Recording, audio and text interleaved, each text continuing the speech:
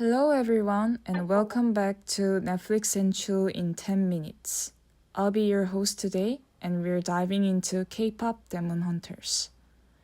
It's an energetic animated film about a K-pop girl group who, on the surface, are global pop stars, but secretly, they are also fighting demons.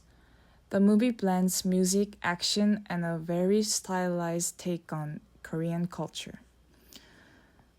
So, since all of us here are Korean, I think it's especially interesting to ask, how did you feel about the way the film portrayed K-pop and other Korean elements? Did it seem authentic to you, or more like a playful fantasy? And which moments did you find the most fun or memorable? I actually felt lots of efforts were put into this movie. In a way, they really made K-pop music and choreographies and how they put little details to Korean snacks. The song Golden was a hit. It was going on charts and everybody was singing it like any other K-pop song. I even sang it too. Also, a scene I can't forget was when the three girls were eating seukgang, the shrimp chips. It was obvious they were referring to seukgang, something every Korean would instantly recognize. Did you guys recognize that at once? Yes, I did. And that was probably the kind of detail only Koreans would catch. Yeah. So I remember being surprised while watching that scene. But what I felt a little lacking in the movie was when two groups are the Saja Boys and the Huntrix, were doing a fan signing event together. I mean, how is that possible? But I just decided to think, it's just a movie, and went on. I totally agree. Golden really did feel like a real K-pop hit, and it made the whole movie so more exciting. I also found the joint fan signing scene a bit unrealistic, but like you said, it's a movie. And I think the way K-pop handles dating scandal can definitely feel overly sensitive sometimes. And I also sympathize a lot with the food part. The film featured a lot of Korean food like gukbap and ramen, but since those are already so well known globally, they didn't feel particularly surprising or impactful for me. But you know what? These days, a lot of tourists are actually coming to Korea just to try out the K-pop Demon Hunters lunch set because of that scene. You're right. The drone show themed around K-pop Demon Hunters is a rare hot potato. Many foreign visitors were deeply impressed by the Demon Hunters drone show, describing its quality as almost cinematic. And also 농심's 신라면 teamed with K-pop Demon Hunters. Like this, you can see the impact of K-pop Demon Hunters even on Korean industries. They've started rolling out products and adjusting to the trend. What stood out more were the smaller culture details like the public bathroom and the characters' mannerism that captured a more authentic side of Korean culture. The most memorable moment for me was the scene at the end when they all went to the Korean public bathhouse together. In Korea, going to a bathhouse with someone isn't something you do right away. It usually means you've gotten really close. That scene felt like a turning point where Rumi truly opened up to her friends. I appreciated how the film used such a subtle, everyday moment to express emotionally growth and connection, all while keeping it deeply rooted in Korean culture.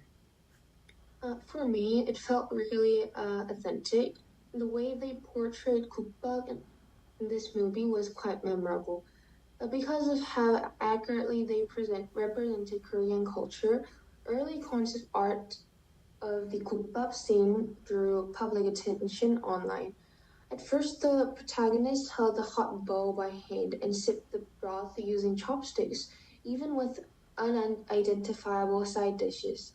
However, in the final version, the meal was refined to feature neatly arranged gukdogi, a type of cubed radish kimchi, and seasoned vegetables with the chopsticks and spoon placed properly on a napkin. This was a depiction that accurately reflected Korean dining etiquette, and I believe this was possible thanks to the production team's respect for and attention to Korean culture. Okay, so moving on. Which character or group dynamic stood out to you the most, and what made them stick in your mind?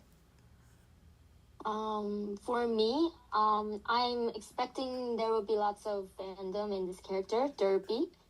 It's the tiger I'm talking about, and it's not just the tiger. It has unique eyes and an overly raised smile. At first sight, it would look frightening because of the big bright eye, but if you're Korean, you can tell it looks almost identical to the drawings of the tigers from the Joseon dynasty.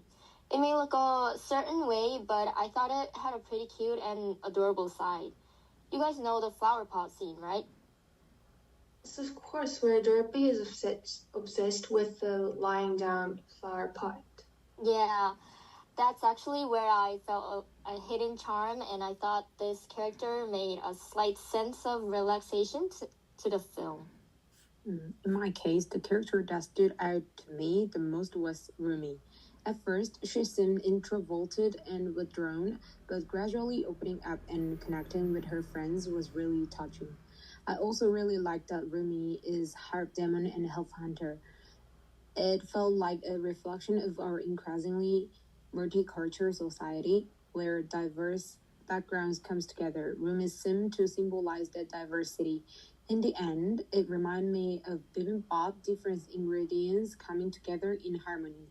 As for the group dynamic, the three members of Huntrix each have their own unique personality and backgrounds, but their understanding and support for each other was a key message of the film. Their friendship and teamwork truly made a lasting impression on me. Honestly, Jinwoo is my favorite. Maybe it's because I already like the guy who voices him, so I was kind of watching him extra. And yeah, every time he showed up looking all cool and handsome, I caught myself smiling.